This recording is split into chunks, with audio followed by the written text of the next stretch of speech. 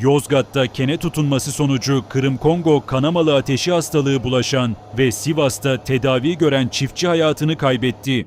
Yozgat'ın Sarıkaya ilçesine bağlı Alembey köyünde yaşayan Celal Sarsılmaz'a kene tutundu. Bir süre sonra rahatsızlanan 66 yaşındaki çiftçi önce Sarıkaya Devlet Hastanesi'ne, daha sonra da Sivas Cumhuriyet Üniversitesi Hastanesi'ne nakledildi. Durumu ağırlaşan Celal Sarsılmaz, hastanede yapılan tüm müdahalelere rağmen hayatını kaybetti. Sarsılmaz'ın cenazesi defnedilmek üzere memleketi Yozgat'a gönderildi.